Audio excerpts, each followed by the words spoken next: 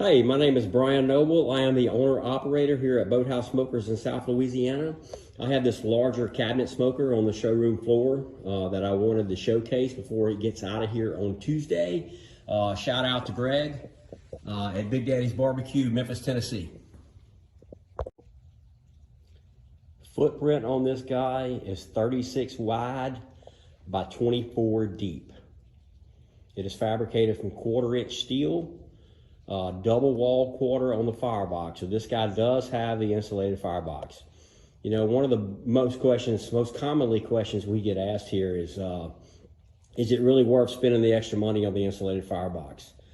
We did a side-by-side comparison here last year, insulated versus non-insulated. And what we found was that the insulated firebox actually increased burn time by about 30 to 35%. So if you're cooking in your backyard, you know, you're probably not going to see that much of a difference as far as fuel costs, you know. But if you cook for a living and you're running this thing 6 or 7 days a week, I don't think it would take very long at all for that insulated firebox to pay for itself. With all of our larger cabinets, we give the customer the option on what he wants to do down on the bottom. If you're going to be installing this thing onto a barbecue trailer, you're definitely going to need some feet with base plates to bolt this thing down. If it's just going to be sitting on your patio or it's going to be sitting on a slab, it comes standard with the 8-inch caster wheels. This particular customer, he upgraded to the larger 10-inch solid rubber caster wheels. This guy weighs about 1,100 pounds. So if you're just going to be pushing this thing around on a solid surface, hey, the 8-inch caster wheels that come with it do great. But if you're doing competition barbecue or you're going to be loading this thing in and out of a trailer, the larger wheels definitely make that task a lot easier. All of our insulated cabinets come standard with 2-inch ball valves for air intakes. This particular customer wanted 4. You have 2 here on the starboard side of the cooker, and then you have 2 here on the port side of the cooker. What I've noticed just after years of building cabinet smokers is that the wider you build the cabinet, the more chance you have for heat discrepancies left versus right. So what we did to correct this is we put ball valves, air intakes, and exhausts on each side, left chamber versus right chamber. So what that does for you is if you develop a 10-degree, plus 10-degree discrepancy on this left side, it gives you the ability to come in here and you can shut this side off or close it down a little bit, or you can come down here and restrict the airflow in the ball foul on that appropriate side, which will help you fine tune the heat to get a more balanced cook chamber. All right, let's take a look at the interior of the cook chamber. You guys bear with me this morning. It is Saturday. I'm in the shop by myself today, so.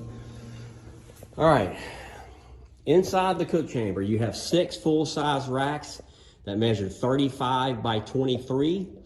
That gives you 828 square inches of cook space per rack. I think the total was 4,968. So you got almost 5,000 square inches of cook space total.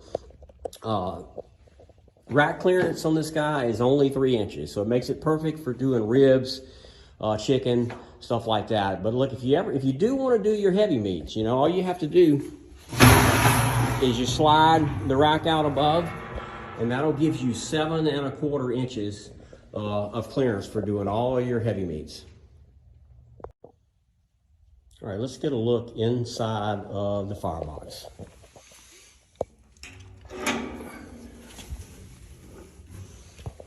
All right, inside the firebox, you have a very large basket. Underneath that, you have an ash pan. All of that is removable, so it makes it easy to dispose of ash and stuff like that. It just slides out.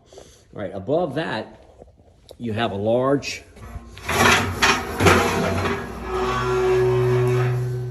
water/drip pan.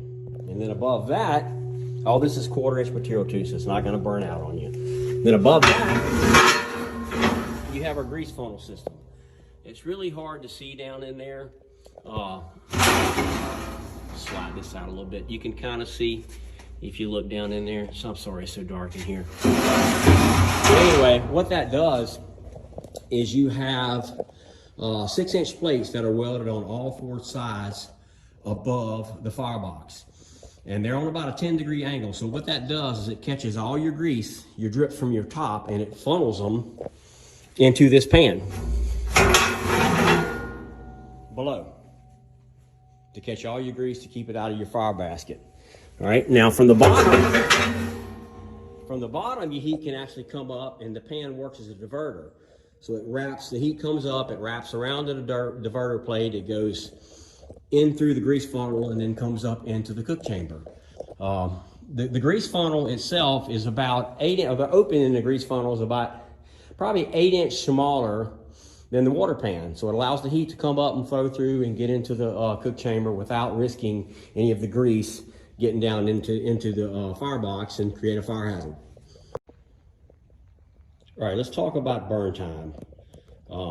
I've tested a few of these over the years, and in my personal experience, out of 2 16-pound bags of charcoal briquettes, I was getting a 7 to 9 hour burn time at 225 degrees.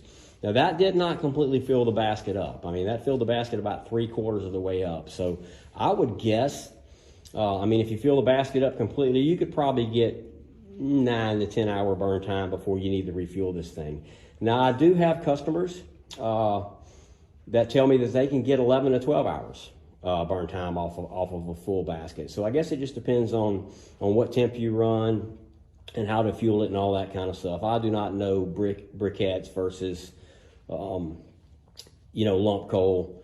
I don't know the difference in the two, and I don't know which one's better, which one's worse. I even have some customers that run live fires in these things. So it really just depends on the customer and how you're going to fuel it and what you're going to do with this thing. So anyway, if anybody's interested in one of these or any of our other cookers, please reach out to us. You can find us on Instagram, YouTube, Facebook, Twitter, and TikTok. We do full custom. If you can dream it up, we can build it. And as always, thanks for watching. Please like and subscribe if you're not done so already. And everybody have a great day.